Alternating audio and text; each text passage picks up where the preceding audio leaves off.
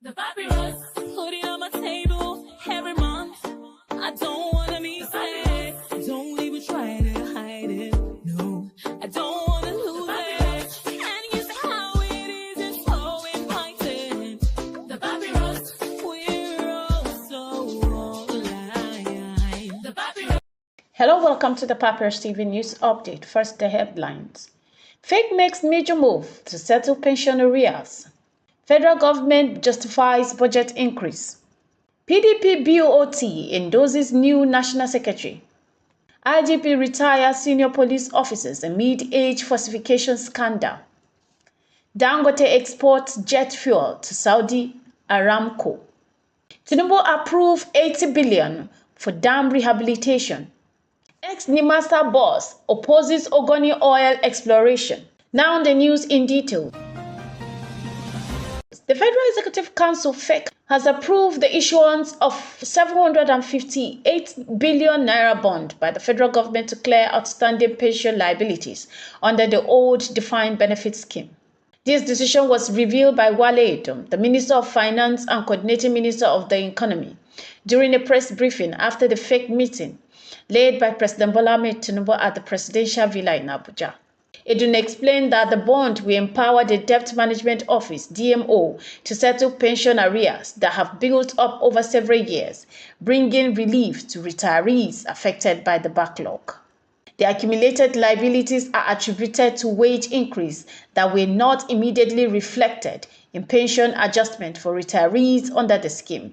In addition to the pension bond, the FEC approved a 30 million euros concessional loan from the French Development Agency to fund student housing project nationwide.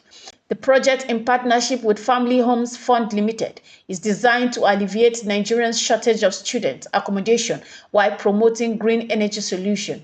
The Council also approved implementation of the National Single Window Project to simplify trade processes, improve revenue collection, and enhance Nigerians' competitiveness in global markets.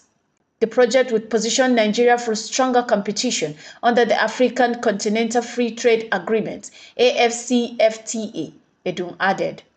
He emphasized that these measures are part of the government's broader strategy to stabilize the economy, attract investment, boost food and energy security, and ensure sustainability development. Meanwhile, the 2025 federal budget has been raised from 49.7 trillion naira to 54.2 trillion, with the government citing increased revenue expectations from agencies like the Nigerian Customs Service and Federal Inland Revenue Service. The Minister of Budget and Economic Planning, Atiku Bagudu, stated that the review was approved by President Bola Ahmed Tinubu after findings showed that government enterprise could generate more income. Bagudu highlighted plans to allocate the additional funds to strengthen key financial institutions, invest in the solid mineral sector, and fund critical infrastructural projects. The Medium-Term Expenditure Framework (MTEF) was also adjusted to reflect the changes.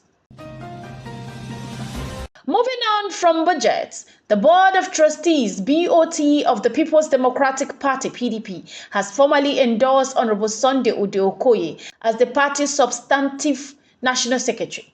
This decision was announced on February 5, 2025 by the BOT Chairman, Senator Adolphus Wabara, after an emergency meeting in Abuja. The endorsement followed a report by Alhaji Tanimu Turaki-san, who was tasked by the BOT to analyze court ruling on the dispute between Ude Okoye and Senator Samuel Anyanwu over the position. The report affirmed the declaratory judgment of High Court of Enugu upheld by the Court of Appeal in favor of Ude Okoye. The BOT commended the PDP Governors Forum and the Southeast Zonal Executive for recognizing Ude Okoye and urged the National Working Committee (NWC) to swear him in immediately. The BOT also praised the scheduling of the National Executive Committee (NEC) meeting for March 13, 2025, describing it a critical platform to shape the party's future. In another development, the Inspector General of Police Kayode Egbetokun has ordered the immediate retirement of senior officers who have exceeded 35 years of service or the 60 years age limit. Among those affected are Simon Long Sang, head of the Nigerian Police Force Legal Section, and Bennett Igwe, former FCT Commissioner of Police, both implicated in allegation of document forgery and age falsification. A recent investigation revealed that over 300 senior officers manipulated records to extend their service, with some allegedly serving for up to 45 years. The Police Service Commission has mandated that affected officers repay salaries earned beyond their legal service period and that their positions be promptly filled. Moving on, the Dangote Petroleum Refinery has achieved a significant milestone by exporting 2 shipments of jet fuel to Saudi Aramco, the world's largest oil producer. This landmark achievement underscores Nigeria's growing influence in global energy sector. The announcement was made by Aliko Dangote, president of the Dangote Group, during a visit from the Nigerian Economic Summit Group (NESG) to Dangote Fertilizer Limited and Petroleum Refinery in Lagos. Nii Yusuf, NESG chairman, commended Dangote's $20 billion refinery as a symbol of ambition, urging more domestic investment to drive Nigeria towards becoming a $1 trillion economy. Yusuf highlighted the refinery's transformative role, turning Nigeria from a petroleum importer to an exporter, while stressing the importance of local industries in fostering economic growth and security. In response, Dangote reiterated the private sector's critical role in addressing national challenges, particularly through job creation and industrial development. He emphasized the need to protect local industries from excessive import reliance, citing global practices as example. Since production commenced in 2024, the refinery has increased output to 550,000 barrels per day, firmly establishing Nigeria as a petroleum exporter. Furthermore, President Bola Ahmed Tinubu has approved $80 billion for the reconstruction and rehabilitation of Alau Dam in Borno State to mitigate flooding and boost water supply. Joseph Utsev, Minister of Water Resources and Sanitation, made the announcement following the Federal Executive Council meeting in Abuja.